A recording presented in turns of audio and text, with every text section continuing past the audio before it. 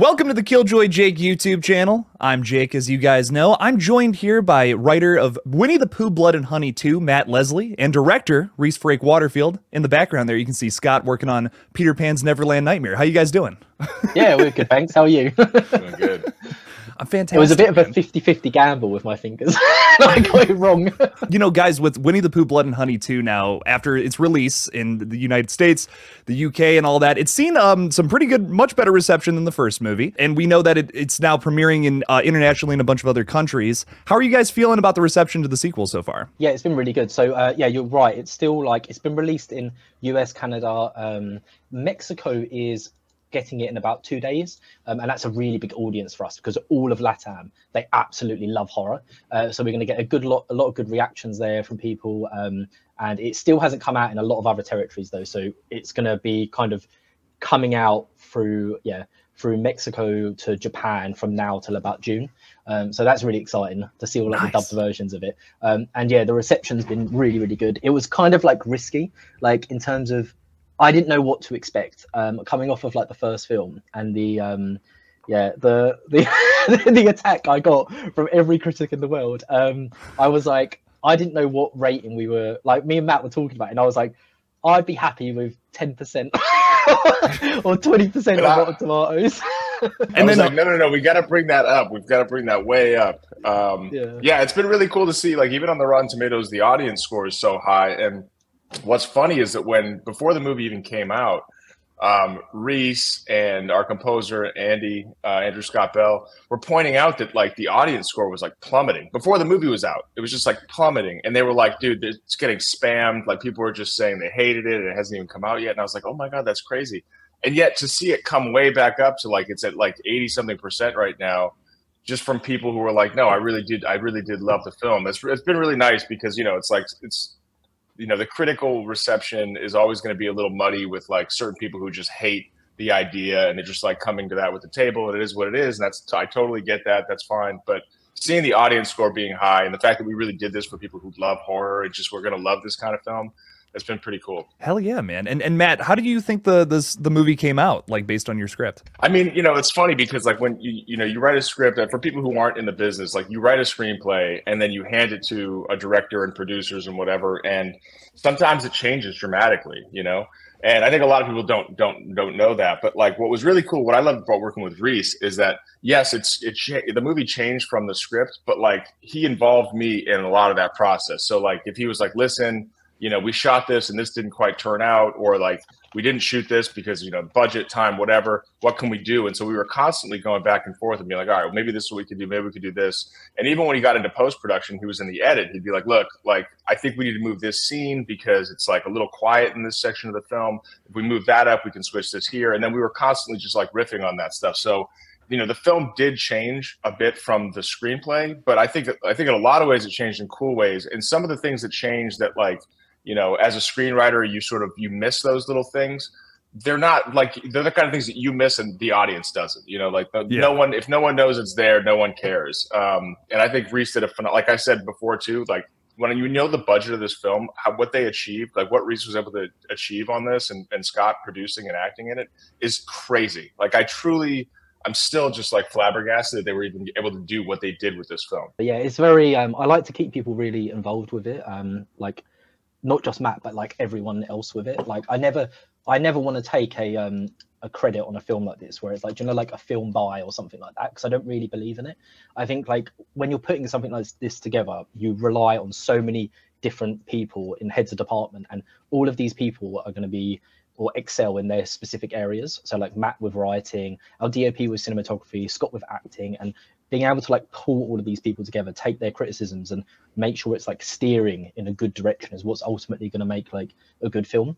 And for us, this was something we were on the outset was really important, was we wanted to make this for fans, because like Matt was saying, with slashers, they're very there's a big disparity between what critics like and what the audience like in the slasher genre.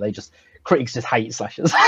They just rip into it. But ultimately, they're not the people we're making this for. It's for people like us who love slasher horrors, and that's what we're trying to do. Hence why we're talking to yourself quite a lot as well, is we're trying to engage the slasher audience with it and make sure we're kind of steering this in the direction which they'll like. Even just like throughout the process, like I said, Rhys is very democratic about how he approaches things. It's like, even with like Owl's voice as an example, like there were a couple different versions, and at one point he sent out a poll to like me, other people on the cast and crew, which is like, which voice do you prefer?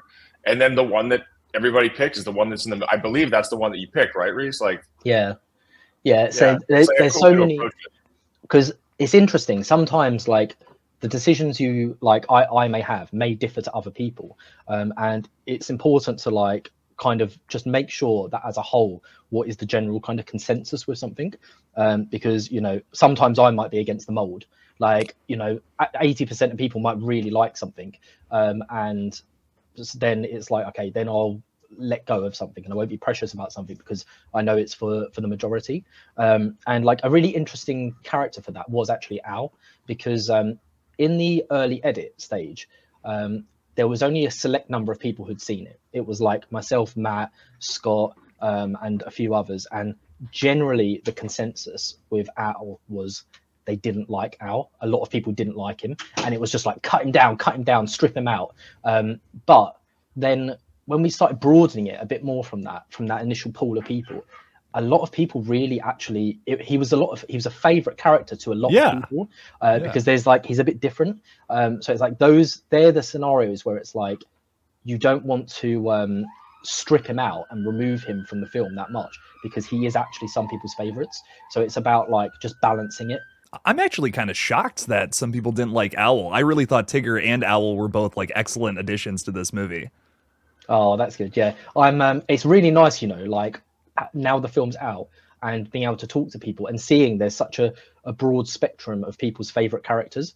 Like generally it does split between Tigger, Owl, and Pooh. And not many people say Piglet because Piglet isn't hugely in it. But I think if he was more of a prominent character, and I made some more changes with him, I think he could become some people's favorites. I've got some ideas for like number 3. I want to lean into him becoming a bit more like clumsy. So yeah, like, because I think that would be really fun if he's like running after someone and he's like bashing into trees and stuff, and like he's like stepping in things. He's more of like, he's a bit of comedic relief, whereas like Tigger and Pooh are the more like horror elements towards it. Yeah. I did want to ask you about Piglet. Like, what was the like? I'm just curious. Like, why did you choose to kill him off so early? So part of that is budget. So each of these monsters, they cost money, and more importantly, it's time. Like getting someone fully in prosthetics is, you know, like 2 or 3 hours really. And in the film, I would have loved to have them as a group and had 4 of them, you know, storming a building, and they're all in the same scene and they're all like smashing people up one-on-one, and you're cutting between them both. But that would have been because we were saying with the budget constraints, that would have been an absolute nightmare for us. So I decided to like segment characters where I could, and that was one of the decisions with stripping out Piglet. I was like, one, it would be quite shocking, I thought, because no one would expect it. Like, you think, okay, he's got a really cool design, we're going to see a lot of him, bam, and his head's blown off and he's gone. But that kind of eliminated the character. And then when you see Pooh and you see Tigger, they're in their own separate areas as well. And Owl's flying off doing his own thing too. So you rarely see them in the exact same space. And that's like an absolute godsend for, like the actual feasibility and the logistics of shooting it. Because instead of needing 6 hours to get the monsters ready, you only need like 2 or 3. I actually kind of really liked that you guys killed Piglet. Like, interestingly enough, I just was really shocked by it the first time I watched it, because I'm like, oh, anyone can die, you know, like even the slashers can die too. So I was kind of like, oh, I don't know what I'm in for here. That was a really nice little shock, actually. I don't know, maybe a happy accident, but I really liked it. I thought that was an interesting choice. But without a doubt, man, Pooh 2 is definitely a different direction than the first movie for the franchise. Like, you've retconned the first film, you're showing us brand new incarnations of these twisted characters. And now with rumblings of other Winnie the Pooh characters potentially showing up for the next film, can you tell us anything about potentially seeing, I don't know, Rabbit or Eeyore in part 3? Yeah, so I'm really interested at this stage. Now, the second film's done really well. Myself and Matt are brainstorming a lot of ideas for number 3, and what should we introduce there. Obviously, when as the sequels goes on, the kill count has to go up, the characters have to go up, so more needs to get introduced. And we really kind of want to hear from like fans and from anyone who's just a fan of slashers, really, like what they want to see in this. There are some elements which we are already, I won't reveal too much because we do have a direction with it, but there are certain characters which without a doubt are going to feature in it. I really want to include like the heffalumps and the weasels. It's a bit ballsy and it's a bit risky because rarely in horror films do you have your villains having themselves a kind of enemy. So it's like the villains having a villain. Normally it's just, you know, your group of people going against this, you know, your like antagonist. Whereas with the woozles and the heffalumps, based on the original books, they are kind of the enemies of Pooh and Co. Because they were trying to steal their honey and bits like that. And I think there's a really interesting kind of dynamic we can introduce there. I remember when you were talking about like the Poohniverse, you were saying that you kind of want to see all these characters fight each other a little bit. Is that kind of like what you're stepping into there? Like maybe with Pooh 3 at first? Yeah. So there's currently we're a bit undecided whether to go straight into Poohniverse or Pooh 3. Like one of those, it kind of depends on what we're going to settle down with on the story for Pooh 3 at the moment. But yeah, having some conflict between them would be a really nice dynamic to have, and that's something which people have requested actually as well. A lot of people wanted to see Rabbit on the good guys side, so there's some like conflict between them. But yeah, you have to be careful that the more scenes you have like that, it in a way there's a risk of it becoming less scary when you're seeing like, imagine seeing like Rabbit having a bit of like an action fight against Pooh. Like you can lose some of the fear for those characters, and we still want to try and lean into that and make them have this kind of like horror element to them, particularly with Pooh. We've got some really cool ideas for Pooh. Last time we talked, you teased that in Pooh 3, our characters might have once again a different look. Is there anything that you can tell us about that now that, you know, Pooh 2's out, people have seen it at this point, or no? yeah, we can. So yeah, me and Matt were brainstorming again with that, and you've seen how the film ends. Obviously, he's got his head split open. Spoilers. Yeah. And that gives us something really interesting we can do, where like you could potentially, we're looking towards opening like Pooh 3 or one of the other ones where he's been, you know, he's undergone this regeneration, but this regeneration isn't perfect because it's meant to represent, you know, like when cells regenerate, they become a copy of what they once were, and you never have a perfect copy. That's kind of what leads to cancer, etc. And that was an element which we're going to play into with these characters. So when they regenerate, they don't regenerate in the exact same form as what they once were. So with Pooh, for example, the side which really regenerates, we could have some really cool design there. Piglet, his whole head's blown off. So when me and Matt were chatting about that, we were saying, what if his eyes were a bit more wonky? And you can start like twisting and changing them and making them more and more scary. And I've got this cool idea I'm playing with Pooh at the moment, where the threat of like Ashdown and these like oppressive forces on Pooh and Friends grows, that the creatures themselves evolve a bit and change to kind of combat that. So, sorry, 1 second. I'll just get rid of the... You're all good. Matt, do you want to take over for a sec? I think like I could be mistaken because he only mentioned it to me once, but the idea is that if you put a goldfish in a small tank, it'll only be a certain size, but then when you give it a bigger pond or something, it'll grow accordingly. It sort of like fills the space that it has. Yeah, exactly. Ooh, it's like it's a myth, but a lot of people believe it. That like, I don't know, if you had like a goldfish in a goldfish pole, it will only grow to a certain size. But then if you put it in a bathtub, it'll expand and it'll get bigger. And I thought that's a really interesting concept. And like, what if that happened to Pooh and Friends? So like they're in their little area of the 100-acre woods. They haven't really got too much opposition at one point, so they look a certain way. You know, Pooh's like fat. He's in his chair. He's not really he doesn't really have much of a need to be bigger and more powerful. But then as the kind of forces on these friends grow, and you know, the town's becoming more and more aware, the threat of like the hunters and I don't know, the police trying to close in on them grows, they start to grow as well, and they want to like fight back. So like with Pooh, I had this idea that he doesn't bodybuild, but he's getting bigger as well, and he's like, they're starting to train more because they know this force is coming for them, and they've lost once and now they need to get bigger to fight against it. Nice. Oh, yeah. I thought it's quite interesting, isn't it? It's like the villain itself is growing and changing as with the movies go the on. franchise. Yeah. Yeah. No, I absolutely loved, that was another big shock about the movie that I absolutely loved about Pooh too. Like this sci-fi element is introduced now, and their backstory is like, what is it? Like they were kids or whatever, and then they were experimented on, and now they look like that. That's how they came about. I really loved that. I thought that was a really nice like origin story for these characters. Oh, good. We there was actually 2 ideas we were floating around using before.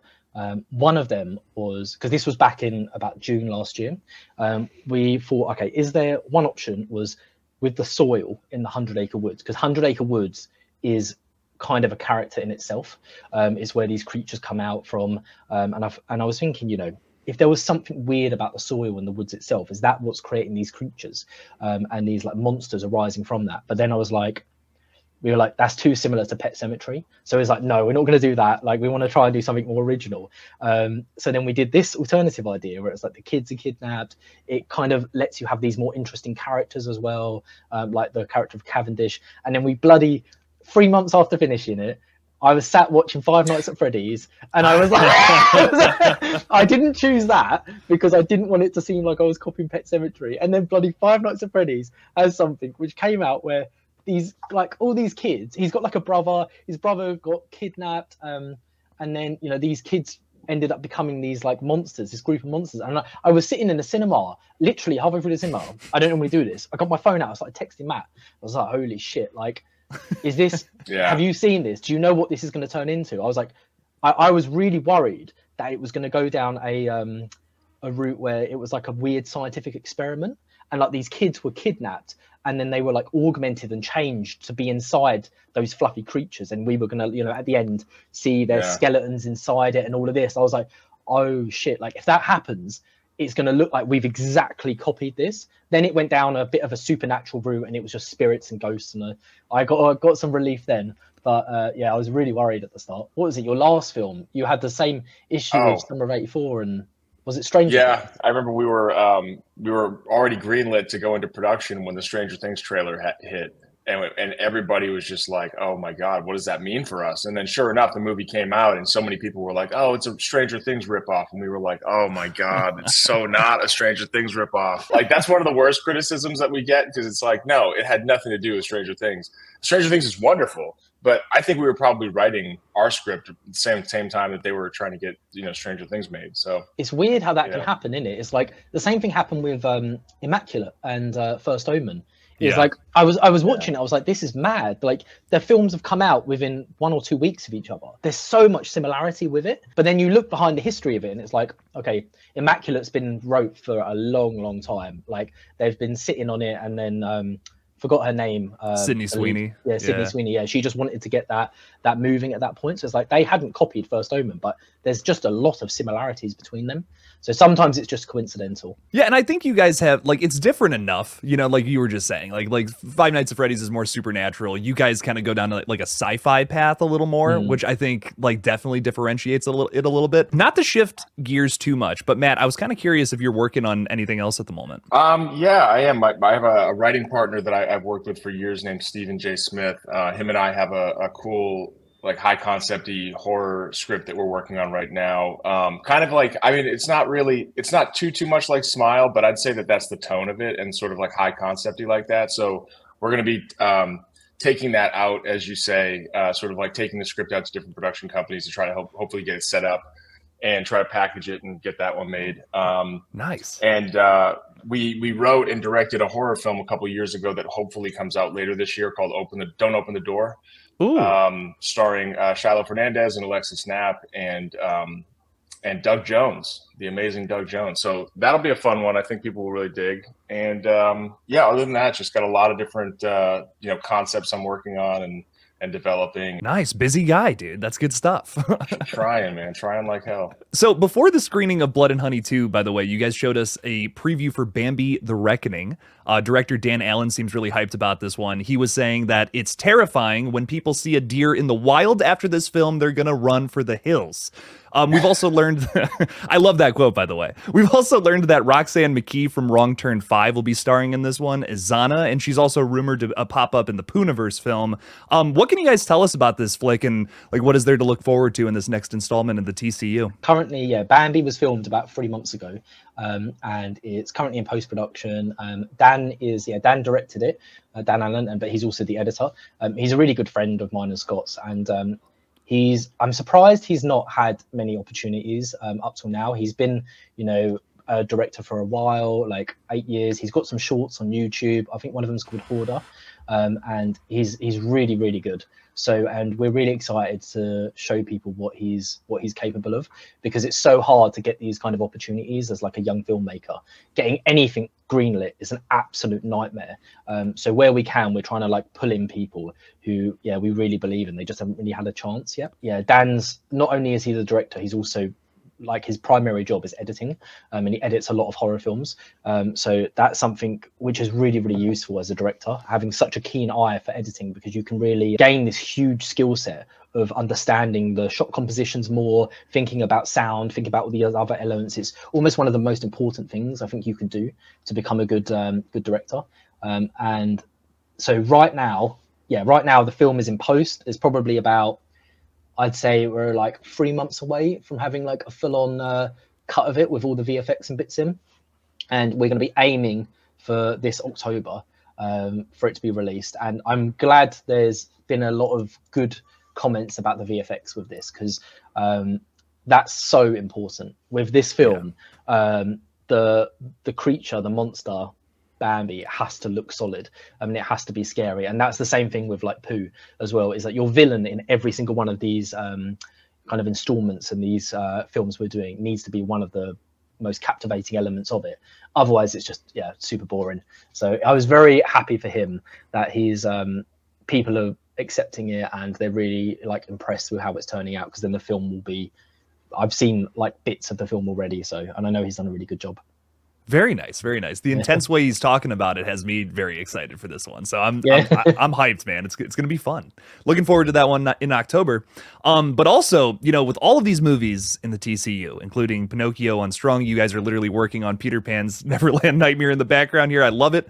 It's all leading up to Poohniverse Monsters Assemble sometime in 2025. You guys have shared with us that we will not only see more disturbing kills from all of our favorite fairy tale creatures, but that they will actually fight each other in this one. How is this like the end goal for the universe, or do you see this kind of going past this Avengers style slasher flick? Yeah, I'm sure it will go beyond that. We really wanted to kind of do like, as cringy as it sounds, a bit of a phase 1 of the Poohniverse world. So we've got these like concepts we've introduced with like Bambi, Peter Pan, Pooh, Pinocchio, and that, and then we're going to kind of integrate them all together. But the public domain and IP is really endless. So you can kind of pull in whatever you want and bring. There's so many other concepts we could do, and we have loads of ideas, but it's about prioritization really. Like, we don't want to get to a point where we're just smashing out loads of films and the quality is massively dropping, because then it all dies off.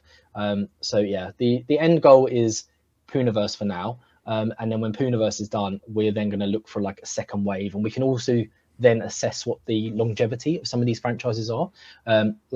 If one of them does really well, that's going to lead into a sequel. So for example, Pooh 2 is going into Pooh 3. People might really like Pinocchio, for example, so that might naturally bring itself into a sequel, and that will dictate how many more characters we introduce at that point, because we don't want to like overload ourselves with too many. So we're kind of like slowly seeing how things will progress. But yeah, we won't stop. We'll never stop. I'm gonna be like 70 working on like Pinocchio 20 or like Pooh 8. Blood and Honey 8. I'm hyped, man. Well, dude, great stuff all around. I can't wait to see whatever's coming next. I know Bambi's probably the next one in the release schedule, and Peter Pan's probably coming out like early 2025. I mean, like, I don't want to put words in your mouth or nothing, but probably earlier. We're filming that literally in about 3 weeks, and it's about the shoot's about 20 days, 26 days, something like that. So we'll probably have that done in June. So I'm hoping that we'll have it ready for the end of this year as well. So, oh wow, okay. Yeah, hoping to have Bambi and Peter Pan then, and then my immediate next one I'm probably going into is going to be Pinocchio, and then after Pinocchio, still determining if it should be Pooh 3 or Poohniverse. What one's first? Gotcha. Very nice, guys. Well, I'm excited for all of it. I can't wait. Thank you both for coming back too. I really appreciate it. Oh, thanks so much for having us. Thanks, Jay. Appreciate it, man. Absolutely. Yeah, well, always fun. Hell yeah. Thanks for watching, everybody, and as always, don't forget to kill it out there.